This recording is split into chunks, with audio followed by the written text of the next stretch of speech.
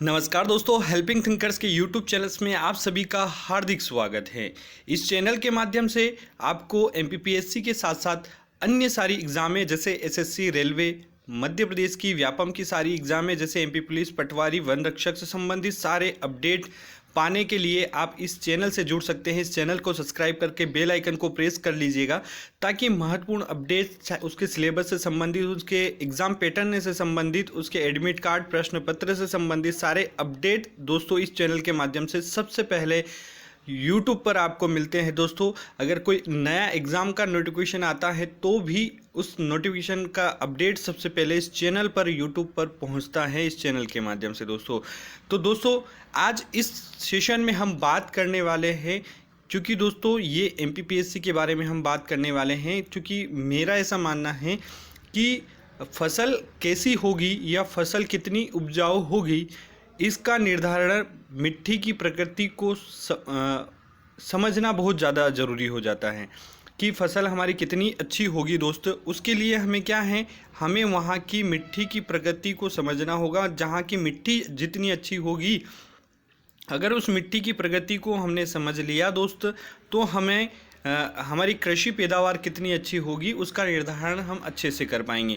दोस्तों ठीक उसी प्रकार हम पीएससी की तैयारी में जुड़ तो जाते हैं, लेकिन हमें पीएससी की डिमांड ही नहीं समझ में आती है कि आखिर पीएससी किस प्रकार के प्रश्न हमसे पूछता है। सिलेबस, हाँ सिलेबस ज़रूर हम देख लेते हैं, हाँ ये सिलेबस है उस हिसाब से पढ़ लेते हैं, लेकिन उस सिलेबस में वो किस लेवल के प्रश्न पूछता है और किस टॉपिक से प्रश्न उठाता है और प्रश्न उठाने का तरीका उसका क्या होता है, किस प्रकार के प्रश्न वो बनाता है। तो ऐसे महत्वपूर्ण अपडेट के लिए हमें सबसे पहले जो प्रीवियस ईयर के 5 पेपर दोस्तों मैं आपके साथ डिस्कस करूंगा, जिसमें 2015 ये आज का पहला सेशन है। 2015, 16, 17, 18 और 19 और 20 तक के पेपर में आपके साथ डिस्कस करने वाला हूं दोस्तों। तो आप इस चैनल को ज़रूर सब्सक्राइब कर लीजिएगा और मैं पूरा इस पेपर को बिल्कुल एक्सप्लेनेशन के साथ आपके साथ शेयर करूंगा दोस्तों। जहाँ जहाँ भी एक्सप्लेनेशन की ज़रूरत लगी मैं आपको ज़रूर दूंगा। तो प्लीज़ वीडियो के अंत तक बने रहिए, पूरे इस पैटर्न को समझिए। फिर पीएससी कोई बड़ी बात नहीं है, पीएससी को निकालना कोई बड़ी बात नहीं है, बिल्कुल आसान पेपर इसका आता है। आप पेपर को देखेंगे तो आपको खुद लगेगा कि ये तो बहुत आसान है। तो आइए दोस्तों बिना किसी देरी के हम शुरुआत करते हैं। सबसे पहले दोस्त मैं आपको बता दूं कि आपका जो पेपर होता है वो पीएससी का पेपर, जो नए बच्चे हैं उनके लिए मैं बता देता हूं कि पीएससी का जो पेपर होता है ये फर्स्ट पेपर होता है। इसी के आधार पर आपका जो है मेंस के लिए सिलेक्शन होता है, इसी के नंबर के आधार पर। इसमें जो सेकंड पेपर होता है वो सिर्फ क्वालिफाइंग होता है। ST SC OBC के लिए शायद 33 या 35% रहता है, वहीं जनरल के लिए 40% सेकेंड पेपर की रहता है। वहीं फर्स्ट पेपर में दोस्तों आपका जितना स्कोर रहेगा इसी के आधार पर आपका कट ऑफ निर्धारित किया जाता है और आपका मेंस के लिए सिलेक्शन होता है। आपका पेपर ऑफलाइन होता है, ऑफलाइन मोड में होता है, यानी हार्ड कॉपी पर होता है। और आपको जो है इस तरीके का पूरा पेपर मिलता है।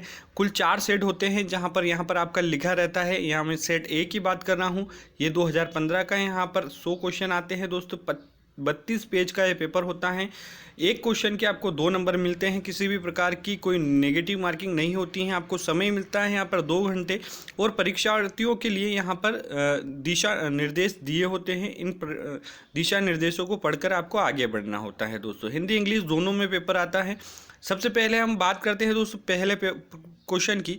तो यहाँ पर दिया है वर्ल्ड इकोनॉमी आउटलुक रिपोर्ट, ये कौन जारी करता है दोस्त? वर्ल्ड इकोनॉमिक आउटलुक रिपोर्ट कौन जारी करता है?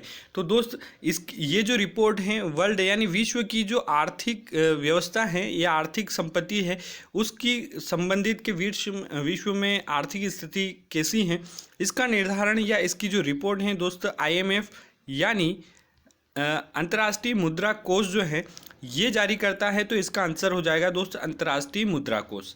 वहीं क्वेश्चन नंबर 4 की बात करते हैं। इग्नाइटेड माइंड्स नामक किताब जो है किसने लिखी दोस्त? तो चूँकि इग्नाइटेड माइंड जो हैं ये हमारे भारतीय वैज्ञानिक APJ अब्दुल कलाम के द्वारा लिखी गई, तो इसका आंसर ये हो जाएगा दोस्त। वहीं आगे हम बात करें क्वेश्चन नंबर 2 की कि मैत्री एक्सप्रेस जो है सेवा, रेल सेवा किससे संबंधित है? तो दोस्त मैत्री रेल सेवा जो है ये 2008 में जो है 2008 के अंतर जो है मैत्री सेवा जो है प्रारंभ हुई थी दोस्त, और ये जो है भारत और बांग्लादेश के बीच में चलाई गई थी। ये अटल बिहारी वाजपेयी के प्रयासों के परिणाम स्वरूप संपन्न हो पाई थी। ये मैत्री रेल सेवा जो है दोस्त लगभग 450 से अधिक किलोमीटर की दूरी तय करती है। वहीं ये केवल एक सप्ताह में एक ही बार चलती है, यानी एक सप्ताह में एक बार ये चलती है मैत्री एक्सप्रेस रेल सेवा। वहीं क्वेश्चन नंबर 5 की हम बात कर लेते हैं। मध्य प्रदेश की सरकार ने मातृ शिशु स्वास्थ्य अभियान का ब्रांड एम्बेसडर किसे, ये करेंट का क्वेश्चन है दोस्त, क्योंकि उस समय किसी को बनाया होगा, तो इसका आंसर हो जाएगा माधुरी दीक्षित। यानी करेंट का लेवल इस तरीके से रहता है, जो करेंट में बिल्कुल बड़े लेवल पर रहता है, उस तरीके से यहाँ पर प्रश्न पूछे जाते हैं। अगला प्रश्न देख लेते हैं हम, क्वेश्चन नंबर 3।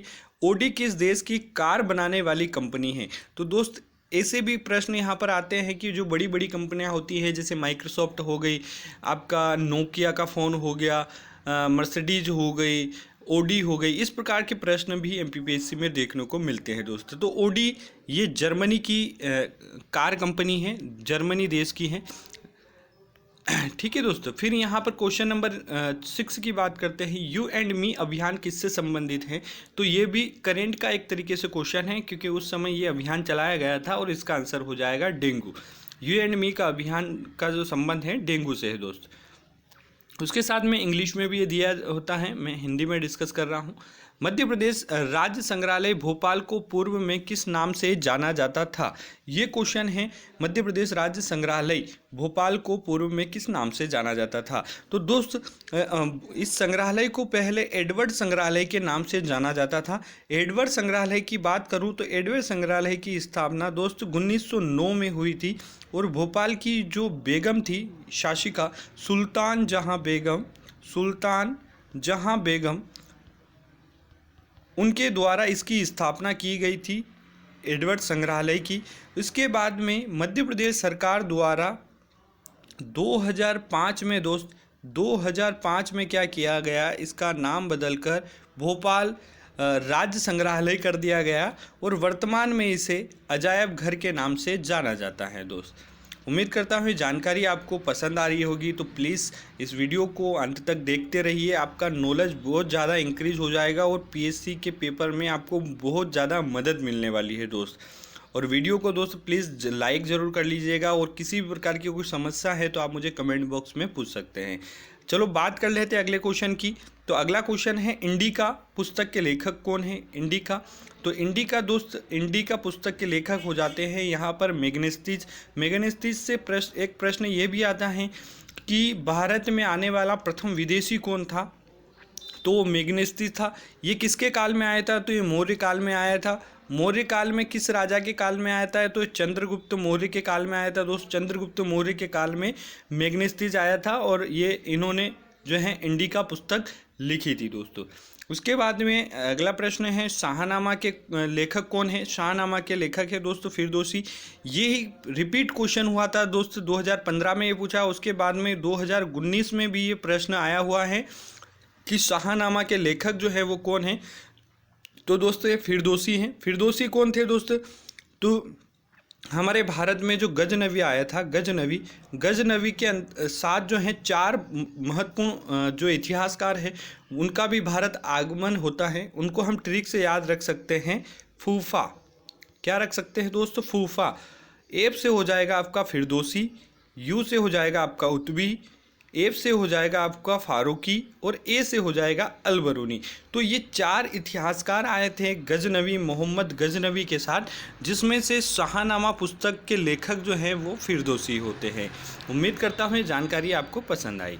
फिर उसके बाद में अगला प्रश्न देखें, रेगुलेटिंग एक्ट किस वर्ष पारित हुआ था? तो रेगुलेटिंग एक्ट भारतीय शासन प्रणाली को रेगुलेट करने के लिए, संचालित करने के लिए भारतीय संविधान के विकास क्रम का पहला कदम ये माना जाता है, रेगुलेटिंग एक्ट।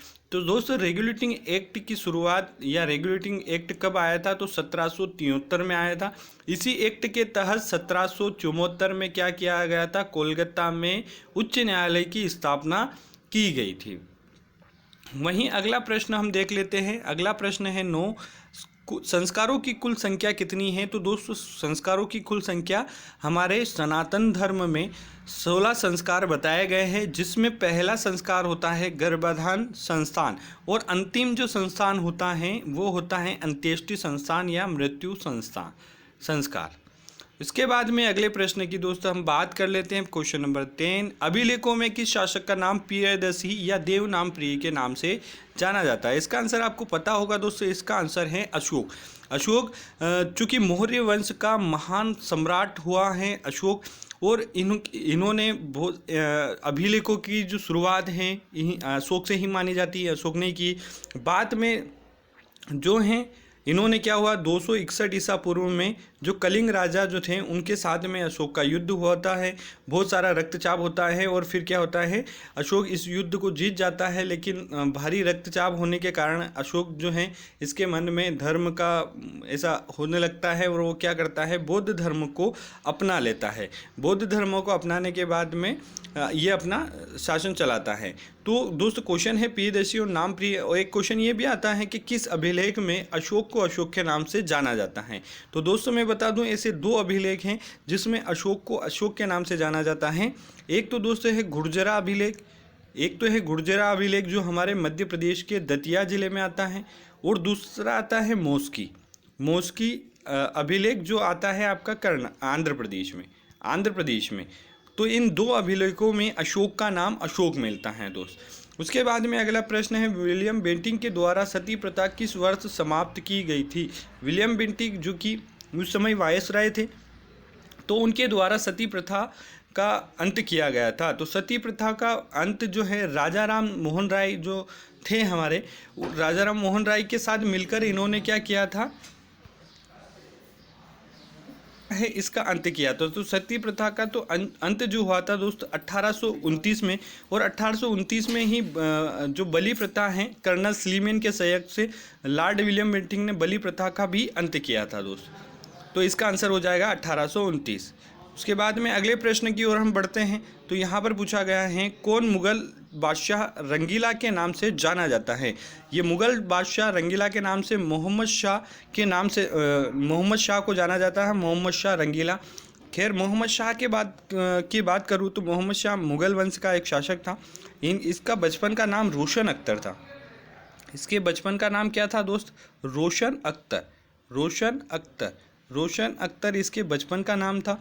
फिर ये जब गद्दी पर बैठा तो ये गद्दी पर नासिरुद्दीन मोहम्मद के नाम से गद्दी पर बैठा, और इसे ये क्या है कि थोड़ा सा रंगीला संगीत का शौकीन था, रंग बिरंगे कपड़े पहनने का शौकीन था। इस कारण से इसे इतिहास में जो है मोहम्मद शाह रंगीला के नाम से जाना जाता है।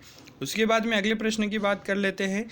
चार्ल्स वुड का आदेश पत्र या चार्ल्स वुड का मैग्ना कार्टा भी इसे कहते हैं, तो ये किससे संबंधित हैं? तो चार्ल्स वुड का जो मैग्ना कार्टा जो आदेश पत्र है ये अंग्रेजी शिक्षा से संबंधित था। अंग्रेजी शिक्षा में 1854 में एक आदेश, क्योंकि इस समय जो है भारत के वायसराय थे लॉर्ड डलहौजी, तो इन्होंने डलहौजी को एक पत्र लिखा कि जो है अंग्रेजी शिक्षा, क्योंकि इन्होंने अब हमने इस चार्ट में कहा कि प्राथमिक शिक्षा जो है वो मातृभाषा में दी जाए, जबकि उच्च शिक्षा या विश्वविद्यालय जो शिक्षा है वो अंग्रेजी में दी जाए। ऐसा ये, तो इसे चार्ल्स वुड का मैग्ना कार्टा के नाम से जाना जाता है। 1854 में इनके द्वारा ये प्रस्तुत किया गया था। दोस्तों अगले प्रश्न की ओर बात करते हैं। क्वेश्चन नंबर 15, गुरु नानक ने अपना उत्तराधिकारी किसे नियुक्त किया गया था? तो गुरु नानक सिख धर्म के प्रथम संस्थापक थे या प्रथम तीर्थंकर थे। तो इनके बाद जो इन्होंने, क्योंकि इनके खुद के भी 2 पुत्र थे, लेकिन इन्होंने अपने पुत्र में से किसी को उत्तराधिकारी न बनाते हुए इन्होंने गुरु अंगद को जो है अपना उत्तराधिकारी बनाया था, और इनको लहना के नाम से भी जाना जाता है। जो पंजाबी मुखी लिपि है गुरुमुखी लिपि, इसकी शुरुआत का जनक भी जो गुरु अंगद देव को ही माना जाता है दोस्त। फिर उसके बाद में अगले प्रश्न की बात करते हैं। विश्व पृथ्वी दिवस कब मनाया जाता है? तो दोस्तों विश्व पृथ्वी दिवस प्रतिवर्ष 22 अप्रैल को मनाया जाता है। वहीं 22 मार्च की बात करूँ तो 22 मार्च को आपका जल दिवस मनाया जाता है। जल दिवस 22 मार्च को मनाया जाता है। 7 अप्रैल की बात करूँ तो 7 अप्रैल को विश्व स्वास्थ्य दिवस विश्व स्वास्थ्य दिवस आपका मनाया जाता है? विश्व स्वास्थ्य दिवस कब मनाया जाता है? 7 अप्रैल को। क्यों 7 अप्रैल 1948 को विश्व स्वास्थ्य संगठन की स्थापना हुई थी, इसी कारण से प्रतिवर्ष जो है 7 अप्रैल को विश्व स्वास्थ्य दिवस मनाया जाता है। वहीं दोस्तों अगर 7 मार्च की बात करूं कि 7 मार्च को कौन सा दिवस मनाया जाता है, तो 7 मार्च को जन औषधि दिवस मनाया जाता है दोस्त। 7 मार्च को कौन सा दिवस मनाया जाता है? जन औषधि दिवस मनाया जाता है। वहीं अगले प्रश्न की अगर मैं बात करूं 19 क्वेश्चन नंबर कि पिंगमी निम्नलिखित में किस प्रदेश में पिंगमी पाए जाते हैं? पिंगमी एक प्रकार की जो है जनजाति होती है जो मुख्य रूप से अफ्रीका में पाई जाती है। पिंगमी जनजाति की विशेषता ये रहती है कि ये बहुत कम कद वाले होते थे, मतलब इनकी हाइट बहुत कम होती है। तो ये कहाँ पाई जाती है? तो ये मुख्य रूप से वैसे तो मुख्य रूप से कहाँ पाए जाते हैं? तो ये विषुवतीय वन रेखी क्षेत्र में पाए जाते हैं। कांगो बेसिन, मतलब पिंगमी जनजाति का मेन स्थान जो माना जाता है वो कांगो बेसिन माना जाता है। कांगो बेसिन तो कांगो बेसिन जो है विषुवतीय वन रेखी क्षेत्र के अंतर्गत जो है दोस्त आता है। ठीक है दोस्त, तो इसका आंसर ये हो जाएगा। फिर अगले प्रश्न की अगर बात करें हम, क्वेश्चन नंबर 16, खुसरो किस मुगल बादशाह का पुत्र था? तो खुसरो जो है दोस्तों जहांगीर, मुगल बादशाह जहांगीर का पुत्र था और इसने यह क्या किया था, जहांगीर के खिलाफ ही अपना विद्रोह कर दिया गया था और लाहौर के किले पर किलाबंदी कर लिया गया था, क्योंकि ये अपने दादा अकबर की जो है अस्थियों को समर्पित करने आगरा जाता है और वहाँ से ये लाहौर चला जाता है, वहाँ के किले की घेराबंदी कर लेता है। तो क्वेश्चन है हमारा, खुसरो किस मुगल बादशाह का पुत्र था? तो जहांगीर। मुगल बादशाहों को क्रम रूप से याद रखने के लिए हम ट्रिक से याद रख सकते हैं। भाजसो BHAJSO भाजसो, बाबर, हुमायूं, अकबर, जहांगीर, शाहजहां और औरंगजेब। ये जो है 6 महत्वपूर्ण शासक होते हैं मुगल वंश में। इसके बाद में बहुत सारे शासक आते हैं, बहादुर शाह जफर, प्रथम, द्वितीय, ऐसे। तो इस प्रकार से तो जो खुसरो था ये किसका पुत्र था? तो दोस्तों जहांगीर का ये पुत्र था। फिर अगला प्रश्न है, ग्रेट बैरियर रीफ कहाँ स्थित है? तो ग्रेट बैरियर रीफ की अगर मैं बात करूँ तो ये एक तरीके से बहुत बड़ा पारिस्थितिकी तंत्र है। ग्रेट बैरियर रीफ जो है, आप प्रवाल भित्ति जो आप ने सुना होगा, पढ़ा होगा, प्रवाल भित्ति से बनकर ये रीफ बनी हुई हैं, ग्रेट बैरियर रीफ। और ये मुख्य रूप से जो ऑस्ट्रेलिया का जो पूर्वी भाग है वहाँ पर फैली हुई है। लगभग 2900 किलोमीटर ये लंबी है, 2900 किलोमीटर इसकी लंबाई है ग्रेट बैरियर रीफ। अब यहाँ पर पूछा गया है ग्रेट बैरियर रीफ, अब यहाँ पर महाद्वीप तो नहीं दिया गया है, लेकिन चूँकि ऑस्ट्रेलिया किस महासागर के अंतर्गत आता है? तो प्रशांत महासागर, तो इसका आंसर हो जाएगा प्रशांत। ग्रेट बैरियर रीफ कहाँ है? प्रशांत महासागर में है। इसकी 2900 किलोमीटर लंबी है, ऑस्ट्रेलिया के क्वासीलैंड के उत्तर पूर्व क्षेत्र में स्थित है। अगले प्रश्न की ओर बढ़ते हैं दोस्तों, अगले प्रश्न की ओर बढ़ते हैं हम। अगला प्रश्न है क्वेश्चन नंबर 21, अल्फ़ा क्या है? दोस्तों एक आता है अल्फांसो। तो अल्फांसो क्या है? एक आम की किस्म है, जबकि यहाँ पर पूछा गया है अल्फ़ा क्या है? तो अल्फ़ा एक प्रकार की क्या है दोस्त? एक प्रकार की ये जो है घास है। अल्फ़ा क्या है? जो मुख्य रूप से ऑस्ट्रेलिया, दक्षिण अफ्रीका और अमेजन वाले क्षेत्र में पाई जाती है। उसके साथ में अगले प्रश्न की बात करें, क्वेश्चन नंबर 24, निम्नलिखित में से कौन सा विश्व का कॉफ़ी पोर्ट यानी कॉफ़ी बंदरगाह की बात की गई है? यहाँ पर बच्चा 2 चीज़ों में कन्फ्यूजन होता है, एक कॉफ़ी बंदरगाह होता है और एक कॉफ़ी मंडी। तो इन दोनों के जवाब हम अच्छे से समझ लेंगे। एक कॉफ़ी पोर्ट या कॉफ़ी बंदरगाह की बात यहाँ पर पूछा गया है, तो कॉफ़ी बंदरगाह दोस्तों या कॉफ़ी पोर्ट सेंटोस हैं। वहीं पर जो कॉफ़ी मंडी की बात करूँ तो साओ पालो इसका आंसर होगा। कॉफ़ी मंडी कहाँ है? साओ पालो, जो कि मुख्य रूप से ब्राज़ील में है। और कॉफ़ी बंदरगाह भी कहाँ है? सेंटोस, ये भी ब्राज़ील में है। तो उम्मीद करता हूँ आपके दोनों प्रश्न क्लियर हो गए होंगे। कॉफ़ी पोर्ट सेंटोस, कॉफ़ी बंदरगाह साओ पालो। उसके समान अगले प्रश्न की हम बात करें दोस्त, अगले प्रश्न की ओर, तो क्वेश्चन नंबर 22 देखिए, ओजोन परत को सर्वाधिक नुकसान पहुंचाने वाले प्रदूषक कौन है? तो चूंकि ओजोन परत जो है हमारी पराबैंगनी किरणों से रक्षा करती है, तो ओजोन परत जो है इसको सबसे ज़्यादा जो नुकसान पहुंचाती है वो पहुंचाती है CFC गैस, CFC यानी क्लोरोफ्लोरोकार्बन। तो इसका आंसर डी हो जाएगा दोस्त। अगला प्रश्न है क्वेश्चन नंबर 25, समान वर्षा वाले क्षेत्र को जोड़ने वाली रेखा कौन सी होती है? तो समान वर्षा कहाँ से होती है दोस्तों? हाइट से होती है वर्षा। तो इसका आंसर हो जाएगा आइसो हाइट, समान वर्षा वाले क्षेत्र को जोड़ने वाली रेखा क्या कहलाती है? आइसोहाइड। अगला प्रश्न की ओर हम बात करते हैं। अगला प्रश्न है क्वेश्चन नंबर 26, अलकनंदा और भागीरथी नदी जो है मिलती है, ये कहाँ मिलती है? चूँकि दोस्त गंगा नदी जो है, गंगा नदी बनने से पहले 3 अलग अलग क्षेत्रों से निकलती हैं, भागीरथी, अलकनंदा और मंदाकिनी। इन तीनों नदियाँ जब भागीरथी और अलकनंदा मिलती हैं, ये इलाहाबाद के निकट देवप्रयाग में मिलती हैं और यहीं से जो इस धारा का नाम गंगा नदी हो जाता है। इससे पहले इसे अलकनंदा के नाम से ही जाना जाता है। तो ये क्वेश्चन पूछा जाता है कि गंगा नदी को किस स्थान से गंगा नदी के नाम से जाना जाता है? तो देवप्रयाग से। अलकनंदा और भागीरथी कहाँ मिलती है? देवप्रयाग, और यहाँ से गंगा नदी के नाम से बहती है। फिर अगला प्रश्न की ओर बात करें हैं दोस्तों हम, क्वेश्चन नंबर 23, गरजती चालीसा और प्रचंड प्रशासा और चीखता साठा क्या है? तो दोस्त जैसे हमारा ये पृथ्वी है पूरी, ये आपकी विषुवत रेखा, और ये आपका उत्तरी गोलार्ध है और ये दक्षिणी गोलार्ध। तो इस रेखा पर जो 40 डिग्री पर जो पवनें चलती हैं उसे हम क्या बोलते हैं? गरजता चालीसा। 50 डिग्री पर चलती है तो उसे बोलते हैं हम प्रचंड पचासा, और 60 डिग्री पर जो चलती है उसको बोलते हैं हम चीखता साठा। तो ये क्या है दोस्त? दक्षिणी गोलार्ध में चूँकि एक ही ऑप्शन है इसमें, तो दक्षिणी गोलार्ध में चलने वाली पश्चिमी पवनें हैं। वहीं अगले 27 प्रश्न नंबर की बात करें हम, किस राज्य में सबरीमाला, क्योंकि ये अभी भी 2017-18 में विवादों में रहा, इससे पहले भी ये विवादों में रहता है, महिलाएं जाने की प्रतिबंध ऐसा कुछ है। तो सबरीमाला का जो मंदिर है वो दोस्त कहाँ है?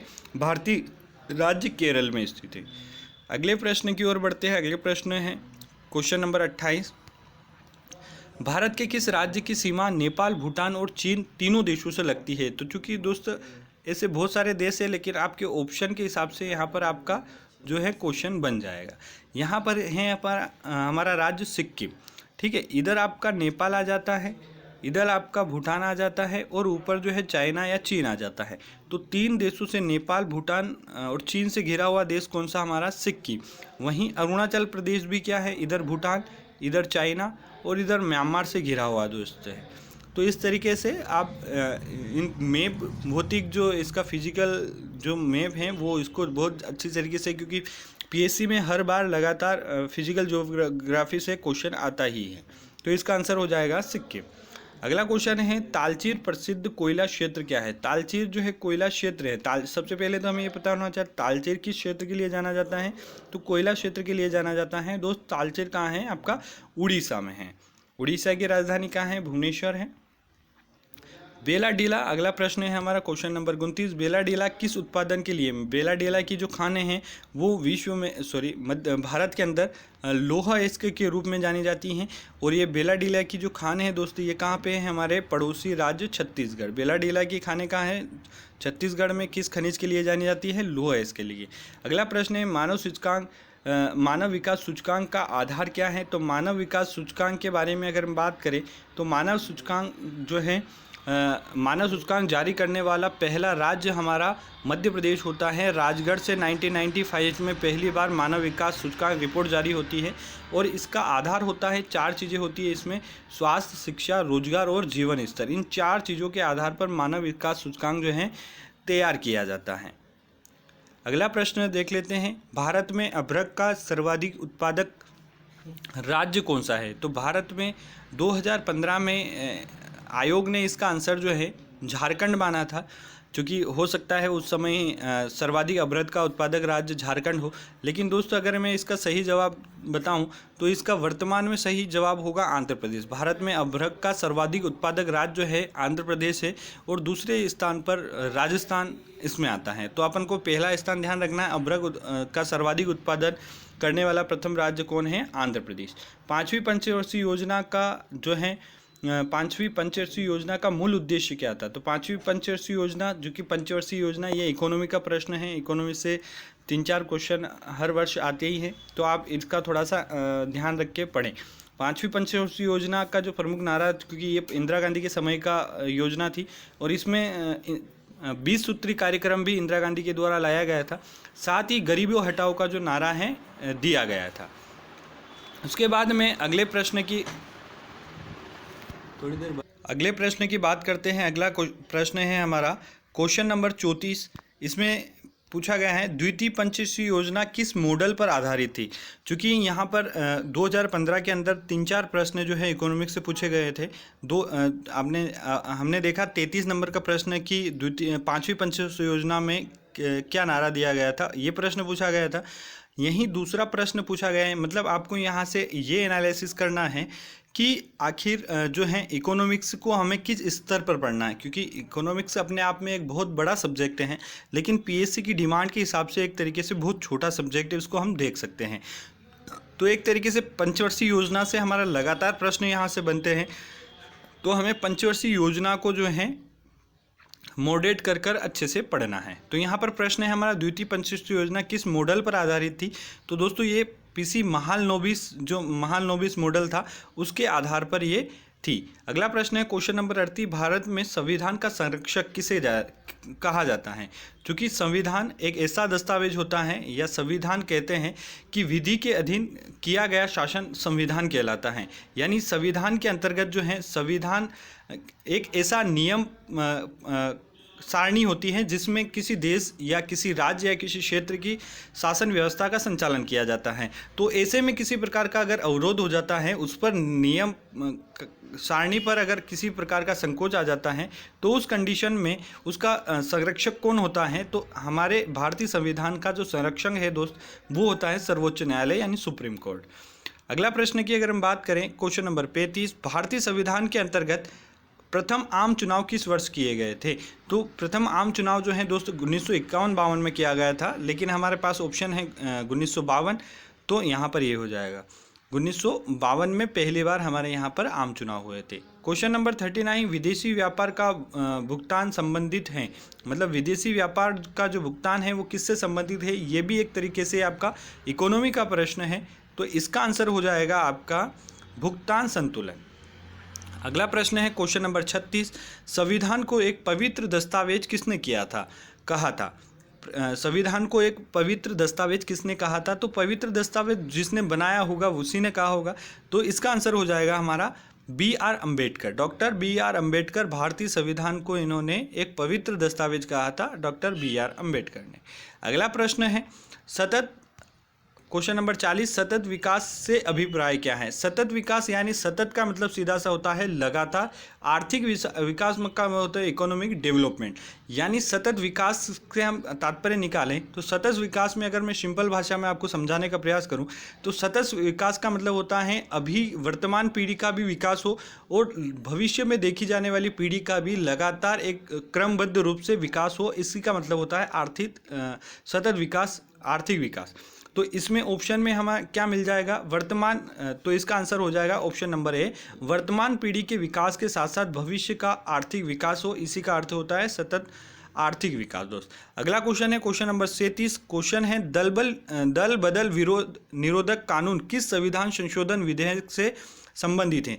चूँकि दल बदल विरोध जो कानून है ये किसी पार्टी से संबंधित हैं। जैसे कि पहले क्या होता था कि कोई भी पार्टी चुनाव जीतने के बाद जो है वो किसी अन्य पार्टी में शामिल हो जाता था, जीतता बीजेपी से और कांग्रेस में शामिल हो जाता था। तो ये इस पर तो इससे संबंधित एक कानून आया था। तो यहाँ पर पूछा गया है दल विरोध कानून किस संविधान संशोधन से संबंधित है। तो 52वां संविधान संशोधन किया गया था। ये दोस्त कब हुआ था, तो 1985 में किया गया था।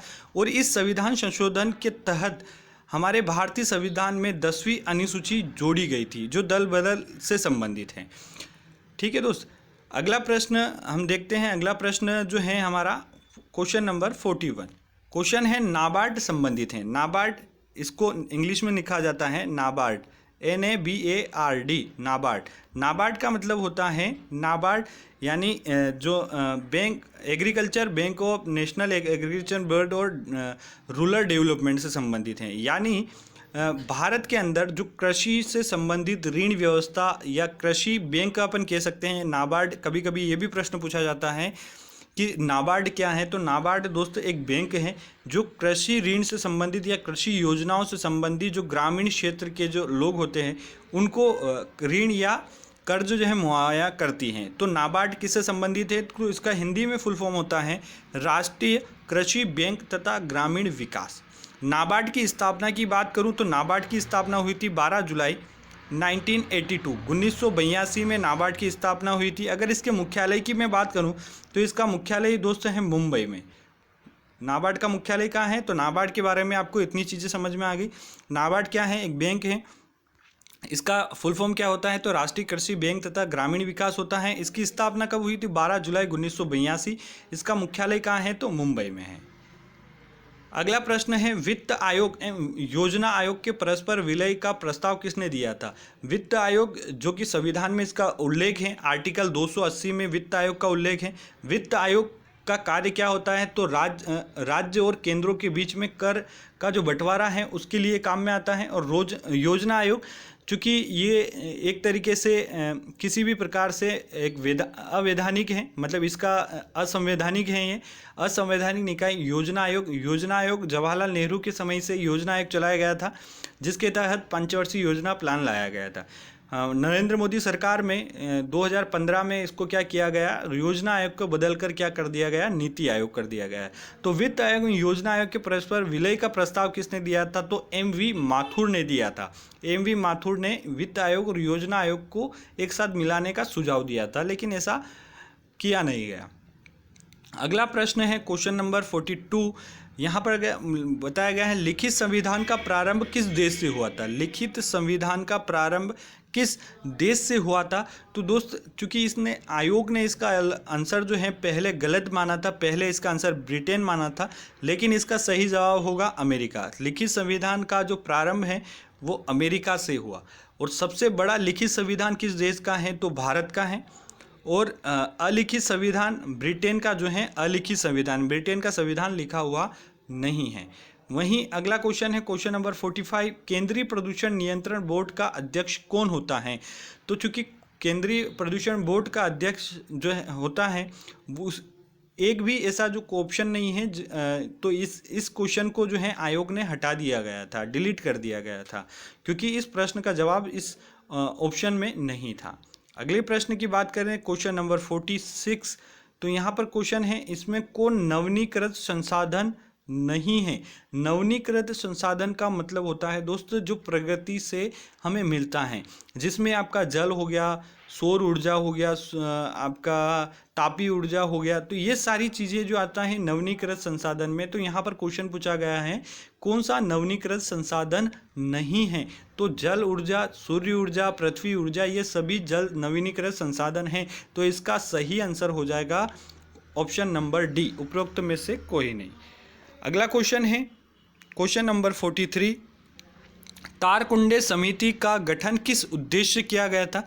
तो दोस्तों तारकुंडे समिति का जो गठन है वो 1974-75 में किया गया था, 1974-75 में किया गया था। और इसे गठित करने का मेन उद्देश्य था चुनाव सुधार। ठीक है दोस्त। अगला क्वेश्चन है, कौन जलवायु परिवर्तक संकेतक नहीं है? यानी जलवायु परिवर्तन होता है तो उसका कौन हमें संकेत नहीं देता है? ऐसा प्रश्न इनके द्वारा पूछा गया। तो जलवायु में परिवर्तन होता है तो क्या होता है दोस्तों? आपका जो ग्लेशियर है या हिम जो है पिघलने लगते हैं, वानस्पति से हमें पता लगने लग जाता है, विवर्तनिक संकेत मिलने लगते हैं। लेकिन यहाँ पर दीर्घकालीन परिवर्तन, ये इसका आंसर होगा, यानी ऑप्शन नंबर डी इसका सही आंसर होगा कि ये जलवायु परिवर्तन संकेतक नहीं है। उम्मीद करता हूँ ये आपको अच्छे से समझ में आ रहा होगा। अगला प्रश्न देखते हैं क्वेश्चन नंबर 48। यहाँ पर कुछ पूछा गया है, निम्नलिखित में से कौन सा सामाजिक प्रदूषण नहीं है? सामाजिक प्रदूषण नहीं है दोस्त, तो गरीबी एक सामाजिक प्रदूषण है, सांप्रदायिक दंगा एक सामाजिक प्रदूषण है, बलात्कार यहाँ पर सामुदायिक प्रदूषण है, कृषि प्रदूषण एक सामाजिक प्रदूषण के अंतर्गत नहीं आता है। तो इसका आंसर हो जाएगा ऑप्शन नंबर डी। अगला प्रश्न है क्वेश्चन नंबर 51, वर्ष 1990 में अनुसूचित जाति एवं जनजाति राष्ट्रीय आयोग की रिपोर्ट के अनुसार अनुसूचित जाति एवं जनजाति अत्याचार का कारण नहीं। दोस्तों ये चूँकि उस समय जो है अपने अधिनियम आते थे, एक्ट आते थे, तो उसके प्रश्न है, चूँकि अभी इसका हमारा कोई काम का नहीं है तो मैं इन प्रश्नों को स्किप कर रहा हूँ। 51 भी इसी से संबंधित हैं, 52 भी इसी से संबंधित हैं। 49 प्रश्न क्वेश्चन नंबर 49 देख लेते हैं, कौन सा भाग सुनामी प्रभावित क्षेत्र नहीं है? तो चूँकि दोस्त जो आपका जो गुजरात वाला जो तट है, ये गुजरात वाला तट जो है आपका, ये आपका सुनामी प्रभावित क्षेत्र है। आपके साथ में जो म्यांमार वाला जो क्षेत्र है दोस्तों, ये भी सुनामी वाला क्षेत्र है। सुनामी आपकी बंगाल की खाड़ी का जो तटीय क्षेत्र है, उड़ीसा, आंध्र प्रदेश, तेलंगाना वाला क्षेत्र, ये भी आपका क्या है, भूकंप प्रभावित क्षेत्र हैं या सुनामी प्रभावित क्षेत्र हैं। तो यहाँ पर क्वेश्चन पूछा गया है नहीं है दोस्तों। यहाँ पर जितना सरल प्रश्न आता है उसको उतनी ही गहराई से आपको पढ़ना है, क्योंकि आप पूरा प्रश्न नहीं पढ़ोगे तो यहाँ पर क्वेश्चन आपका गलत हो जाएगा। तो इसका ऑप्शन हो जाएगा ऑप्शन नंबर डी, उपरोक्त में से कोई भी नहीं। तो सुनामी प्रभावित क्षेत्र आपका बर्मा म्यांमार वाला तटीय क्षेत्र, गुजरात का तटीय क्षेत्र और बंगाल की खाड़ी का तटीय क्षेत्र। अगला प्रश्न है, सर्वाधिक लवणता किस सागर में पाई जाती है, यानी सर्वाधिक जो खारापन किस सागर में पाया जाता है। तो आप सभी को इसका जवाब पता होगा, इसका आंसर हो जाएगा मृत सागर। क्वेश्चन नंबर 53, ये भी एक्ट से संबंधित है, इसको भी मैं स्किप कर रहा हूँ। अगला प्रश्न हम देखते हैं। अगला प्रश्न है, सतत विकास का आधार क्या है। सतत विकास का आधार क्या है।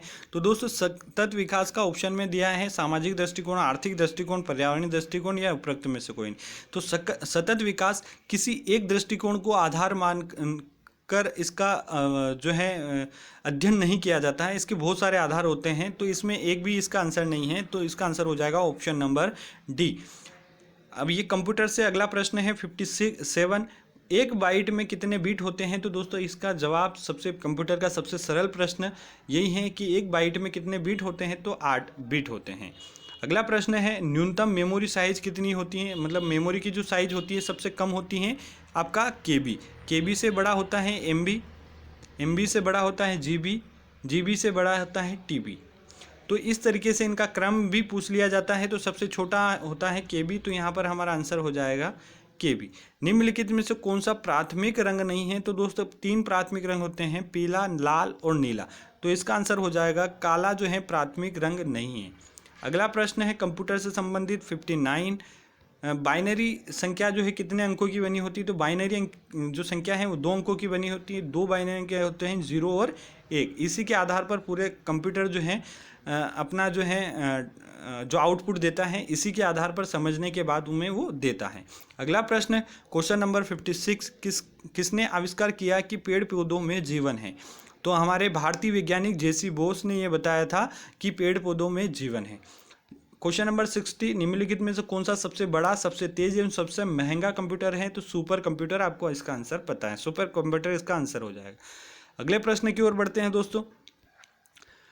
क्वेश्चन नंबर 61, भारतीय सुपर कंप्यूटर का जनक किसे कहा जाता है। बहुत बढ़िया प्रश्न है ये, 2015 के प्रश्न में पूछा गया है। उसके बाद में ये बहुत प्रचलन में भी रहा, बहुत क्वेश्चन आया भी है। दूसरी जो वनडे एग्जाम होती है उनमें भी प्रश्न आया कि भारतीय सुपर कंप्यूटर का जनक किसे कहा जाता है। तो विजय भाटकल को कहा जाता है भारतीय सुपर कंप्यूटर का जनक। अगला क्वेश्चन है कंप्यूटर से संबंधित, कंप्यूटर में जहाँ एसेसरीज जुड़ती हैं उसे क्या कहते हैं। तो उसे कहते हैं हम पोर्ट। एसेसरीज का मतलब होता है कोई भी पिन जहाँ पर लगाते हैं, जैसे माउस की एक एसेसरीज जोड़ते हैं कंप्यूटर से, कीबोर्ड की जोड़ते हैं, तो उसे हम क्या बोलते हैं, पोर्ट। तो इसका आंसर हो जाएगा पोर्ट। अगला प्रश्न है, निम्नलिखित में से कौन सी कंप्यूटर भाषा नहीं है दोस्त। तो बेसिक कंप्यूटर भाषा है, C++ कंप्यूटर भाषा है, जावा इंटरनेट भाषा है, कंप्यूटर भाषा है। तो इसका आंसर हो जाएगा पेंट ब्रश, ये इसकी कंप्यूटर भाषा नहीं है। अगला प्रश्न है क्वेश्चन नंबर 65, प्रथम प्रश्न जो सामान्य आप वेबसाइट पर देखते हैं वह क्या होता है। अगर कोई भी बच्चा इसका जल्दबाजी में आंसर करता है तो 101% वो गलत करेगा, क्योंकि यहाँ पर लिखा है प्रथम प्रश्न जो सामान्यतः आप वेबसाइट पर देखते हैं तो वह होता है। अगर आप इसका इंग्लिश में देख लेंगे तो आपको ज़रूर समझ में आ जाएगा। उसे दोस्तों हम बोलते हैं होम पेज। क्या बोलते हैं, होम पेज। और होम पेज को इंग्लिश में वो बोलते हैं गृह पृष्ठ। इसका आंसर अधिकांश बच्चे जो है मुख्य पृष्ठ लगाएंगे, लेकिन यहाँ पर जितना मैंने बताया है कि जितना सरल प्रश्न है उसको उतनी ही गहराई से आपको पढ़ना है। तो इसका आंसर हो जाएगा गृह पृष्ठ। इसके बाद में अगले प्रश्न की ओर बढ़ते हैं। क्वेश्चन नंबर 63, कंप्यूटर निम्नलिखित में से कौन सा कार्य जो है नहीं करता है। तो कंप्यूटर कंप्यूटिंग का कार्य करता है, प्रोसेसिंग का कार्य करता है, आउटपुटिंग का कार्य भी करता है, लेकिन अंडरस्टैंडिंग, वो खुद से कुछ समझने का प्रयास नहीं करता है। अंडरस्टैंडिंग का कार्य कंप्यूटर नहीं करता है दोस्त। अगला प्रश्न है 66, ये करेंट अफेयर्स का क्वेश्चन है कि निम्नलिखित में से किस स्थान पर 2016 के ग्रीष्म ओलंपिक खेल प्रस्तावित हैं। ये मतलब एक तरीके से यहाँ पे आपको अनुमान लगाना है कि यहाँ पर आगामी खेल प्रतियोगिता पूछी गई हैं। तो आपको जिस भी ईयर में आपका पेपर हो, चाहे 21 में हो, 22 में हो, 23 में हो, तो आपको आगामी खेल प्रतियोगिता का विशेष रूप से ध्यान रखना है। तो ये जो ग्रीष्मकालीन ओलंपिक खेल जो हैं 2016 में रियो डी जेनेरियो में हुए थे। रियो डी जेनेरियो कहाँ आता है? ये ब्राज़ील में आता है। ब्राज़ील कहाँ आता है? तो आपका दक्षिण अमेरिका के अंतर्गत आने वाला सबसे बड़ा देश आता है। अगले प्रश्न की ओर बढ़ते हैं दोस्त। अगला प्रश्न है हमारा क्वेश्चन नंबर 67। यहाँ पर पूछा गया है, अब ये भी करंट अफेयर्स का क्वेश्चन है कि 2015 की विंबलडन चैंपियनशिप में पुरुष एकल का खिताब किसने जीता था? तो इसका आंसर उस समय किसने जीता था? तो इसका आंसर हो जाएगा ऑप्शन नंबर बी, नोवाक जोकोविच ने। तो ऐसे विंबलडन या जो टेनिस प्रतियोगिता होते हैं चारों, ऑस्ट्रेलिया ओपन, यूएस ओपन, आपका जो विंबलडन ओपन, इनके बारे में आपको विशेष रूप से पढ़ना है। अगला क्वेश्चन है क्वेश्चन नंबर 70। राष्ट्रीय खेल दिवस किस दिन मनाया जाता है? तो इसका आंसर सबसे सरल प्रश्न आपको पता होगा, 29 अगस्त को मनाया जाता है। भारत के महान हॉकी खिलाड़ी मेजर ध्यानचंद के जन्म दिवस पर 29 अगस्त को प्रतिवर्ष खेल दिवस के रूप में मनाया जाता है। अगले क्वेश्चन की बात करें, question number 68। Madhya Pradesh cricket संघ का मुख्यालय कहाँ है? तो इसका आंसर हो जाएगा इंदौर, आप सभी को पता है। अगला क्वेश्चन है, एक पोलो टीम में कितने खिलाड़ी होते हैं? तो एक पोलो टीम में 4 खिलाड़ी होते हैं। अगर आपसे पूछ लें कि वाटर पोलो में कितने खिलाड़ी होते हैं, तो वाटर पोलो में दोस्तों 7 खिलाड़ी होते हैं। ये आपको ध्यान रखना है। अगला प्रश्न है 69। संध्या अग्रवाल का संबंध निम्नलिखित में से किससे है? तो संध्या अग्रवाल हमारे मध्य प्रदेश के इंदौर जिले की रहने वाली हैं। इनका संबंध जो है क्रिकेट से है। संध्या अग्रवाल का संबंध किस खेल से है? तो क्रिकेट से। अगला प्रश्न है 72। नरेंद्र हिरवानी किस टीम के विरुद्ध एक टेस्ट में 16 विकेट लिए थे? तो ये रिकॉर्ड बहुत बड़ा था इनके समय, नरेंद्र हिरवानी।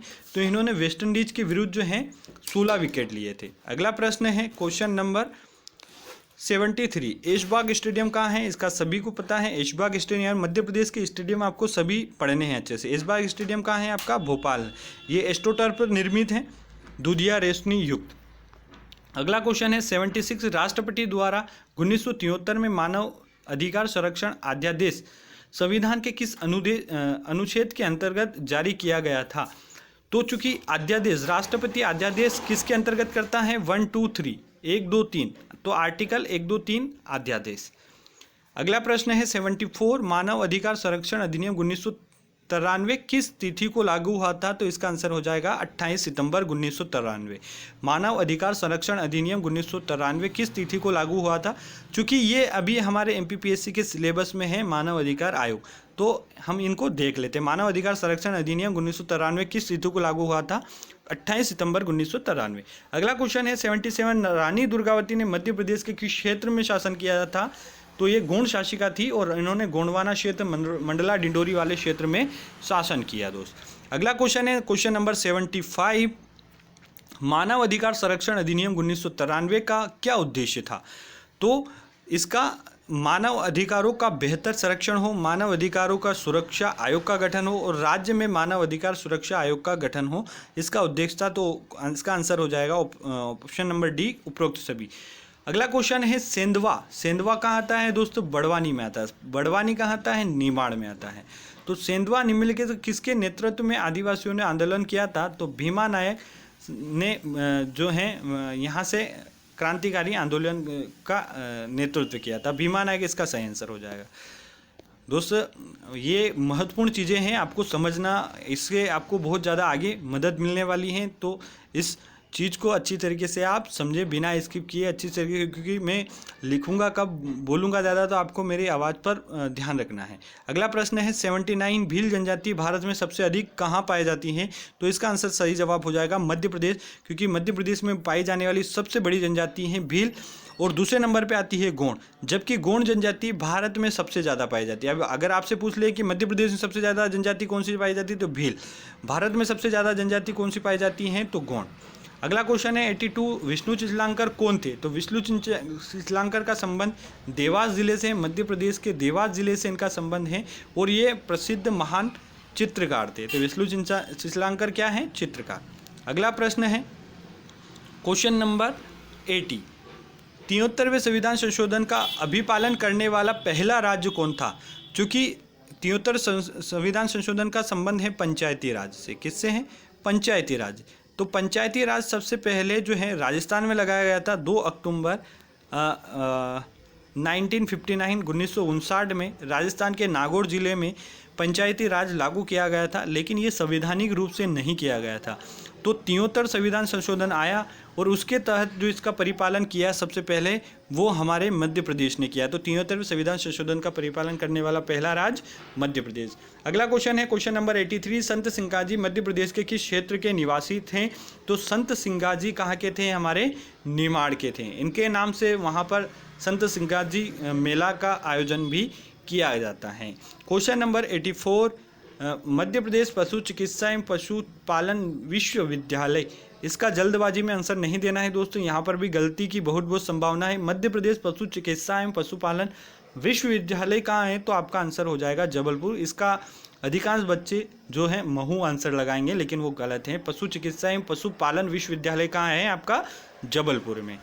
अगला प्रश्न की ओर बढ़ते हैं। अगला प्रश्न क्वेश्चन नंबर 81, मध्य प्रदेश शासन द्वारा संगीत के क्षेत्र में दी जाने वाली फेलोशिप कौन सी है? तो संगीत से संबंधित कौन सा व्यक्ति है हमारे? तो अलाउद्दीन खिलजी जो है संगीत से जुड़े हुए हैं, तो इन्हीं के नाम से संगीत के क्षेत्र में एक फेलोशिप दी जाती है, अलाउद्दीन खां फेलोशिप। अगला क्वेश्चन है गणेश शंकर विद्यार्थी पुरस्कार किस क्षेत्र से संबंधित है?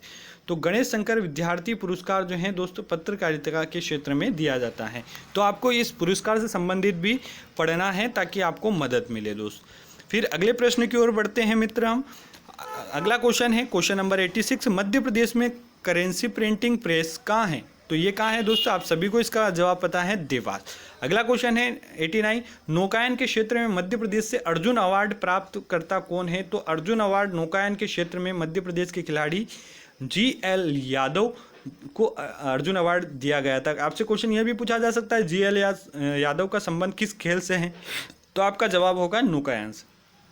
अगला क्वेश्चन है क्वेश्चन नंबर 87, धूपगढ़ चोटी कहाँ है? तो धूपगढ़ चोटी कहाँ है दोस्तों? आपके पास ऑप्शन है सतपुड़ा रेंज, मेकाल रेंज और विंध्य रेंज, या इनमें से कोई नहीं। तो आपका क्वेश्चन हो जाएगा, चूँकि जो गुजरात से लेकर जो आपका जो है छिंदवाड़ा तक जो फैली हुई है इसको सतपुड़ा रेंज बोलते हैं आप। उसके बाद जो है छिंदवाड़ा के बाद छत्तीसगढ़ तक का जो भाग है इसको मेकाल श्रेणी बोलते हैं हम, और विंध्य रेंज इसके ऊपर आ जाती है। तो इस वाले क्षेत्र में आपका जो महादेव पर्वत है उसके अंतर्गत स्थित है धूपगढ़ चोटी। चूँकि धूपगढ़ चोटी मध्य प्रदेश की सबसे ऊंची चोटी है, 1350 मीटर इसकी ऊंचाई है, और ये होशंगाबाद जिले के अंतर्गत आती है। तो ये आपको ध्यान रखना है। अगला क्वेश्चन है क्वेश्चन नंबर 90, माउंट एवरेस्ट शिखर पर चढ़ने वाली पहली महिला कौन थी? तो माउंट एवरेस्ट जो कि विश्व का सबसे ऊंचा सर्वोच्च शिखर है ये हिमालय पर स्थित है।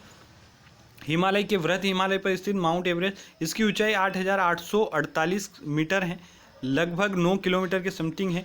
तो इस पर सबसे पहले जापान की महिला जुंको तेबई 1975 में चढ़ी थी, 1975 में। तो माउंट एवरेस्ट शिखर पर चढ़ने वाली पहली महिला जुंको तेबई 1975 में। माउंट एवरेस्ट कहाँ है? नेपाल में। इसकी ऊंचाई कितनी है? 8848 मीटर है। अगला प्रश्न है दोस्तों, फेटोमीटर का उपयोग किससे नापने में किया जाता है? तो फेटोमीटर का प्रयोग समुद्र की गहराई नापने में किया जाता है। अगला क्वेश्चन है बिखरे मोती की रचयिता कौन है? तो बिखरे मोती सुभद्रा कुमारी चौहान है। सुभद्रा कुमारी चौहान, बिखरे मोती के रचयिता सुभद्रा कुमारी चौहान। अगला क्वेश्चन है भारतीय वन अनुसंधान संस्थान की क्षेत्रीय अनुसंधान शाखा मध्य प्रदेश के किस जिले में है? दोस्तों आपने को ये पता होना चाहिए कि मध्य प्रदेश वन अनुसंधान संस्थान है का?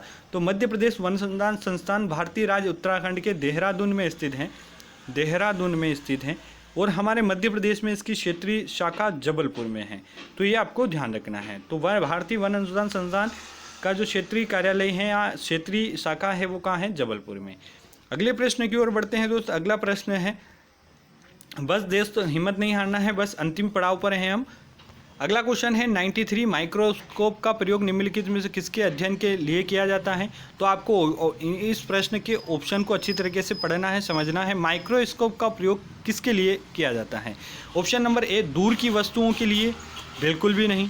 पास की वस्तुओं के लिए हो सकता है, छोटी वस्तुओं के लिए ये भी हो सकता है, लेकिन इसका जवाब होगा ऑप्शन नंबर डी, सूक्ष्म एवं पास की वस्तुओं, सूक्ष्म यानी छोटी एवं पास की वस्तुओं के अध्ययन के लिए आपका माइक्रोस्कोप का प्रयोग किया जाता है। अगला क्वेश्चन है 97 अलेक्जेंडर फ्लेमिंग ने किसकी खोज की थी?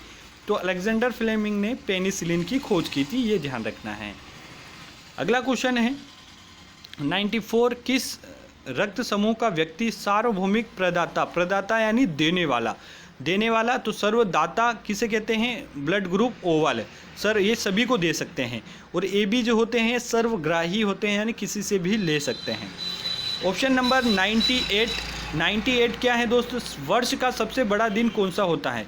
तो चूंकि ये भारत के संदर्भ में बात हो रही है इसलिए, वरना ये पृथ्वी है हमारी, ये विषुवत रेखा है, तो उत्तरी गोलार्ध में सबसे बड़ा दिन जो होता है 21 जून, तो इसका आंसर हो जाएगा 21 जून। और ये उत्तरी गोलार्ध में होता है, हमारा भारत जो है उत्तरी गोलार्ध में है, इस कारण से इसका सही आंसर 21 जून हो जाएगा। वरना दक्षिणी गोलार्ध में सबसे बड़ा दिन जो है 22 दिसंबर को होता है दोस्त। अगला क्वेश्चन है क्वेश्चन नंबर 95 दूध के घनत्व को किस में मापा जाता है? तो दूध के घनत्व को हम किस में मापते हैं? लेक्टोमीटर में। अगला प्रश्न है 99 गांधी शांति पुरस्कार 2013 का विजेता कौन था? तो गांधी शांति, ये भी करंट अफेयर से संबंधित है। गांधी शांति पुरस्कार 2013 एक पर्यावरणविद को दिया गया था, इसका सही जवाब। अगला क्वेश्चन है क्वेश्चन नंबर 96 भूकंप की तीव्रता किस में मापी जाती है? तो दोस्तों भूकंप की तीव्रता वैसे रिक्टर स्केल में मापी जाती है, रिएक्टर स्केल में मापी जाती है, लेकिन ऑप्शन में नहीं है। तो भूकंप का अध्ययन किस में किया जाता है? सिस्मोग्राफ में किया जाता है, तो इसका आंसर हो जाएगा सिस्मोग्राफ। अगला और अंतिम 100 क्वेश्चन का नंबर है 11 अक्टूबर, ये भी करंट अफेयर संबंधित है। 11 अक्टूबर 2014 को लोकनायक जयप्रकाश नारायण के जन्म दिवस की वर्षगांठ, लोकनायक जयप्रकाश नारायण के जन्म दिवस की वर्षगांठ पर कौन से कार्यक्रम का प्रारंभ किया गया? तो इसका आंसर है ऑप्शन नंबर डी, सांसद आदर्श ग्राम योजना जो है इस दिन चलाई गई थी 11 अक्टूबर 2014 को। उम्मीद करता हूँ ये पेपर मेरे द्वारा समझाया गया पूरा इसका विस्तृत विश्लेषण, इसका अध्ययन आपके लिए बहुत ज़्यादा मददगार साबित होगा। और दोस्त इस पेपर को देखने का मतलब सुनने का ऐसा नहीं कि इस प्रश्न के जवाब मेरे को पता है, आपको एमपीपीएससी आयोग की डिमांड को समझना होगा कि आखिर वो किस प्रकार के प्रश्न पूछता है, उसकी क्या डिमांड होती हैं और हमें क्या सप्लाई करना है। इस कारण से ये पहला सेशन है। ऐसे ही मैं 2016, 17, 18, 19 और 20 तक के पेपर डालने वाला हूं। तो अगर आप हमारे चैनल पर नए हैं तो प्लीज़ इस चैनल को सब्सक्राइब कर लें, बेल आइकन को प्रेस कर लें और अपने दोस्तों के साथ ज़रूर शेयर करें दोस्तों, ताकि उनको भी ये मदद मिल पाए। मिलते हैं दोस्तों अगले वीडियो में, तब तक के लिए अपना ख्याल रखिए। जय हिंद, जय भारत।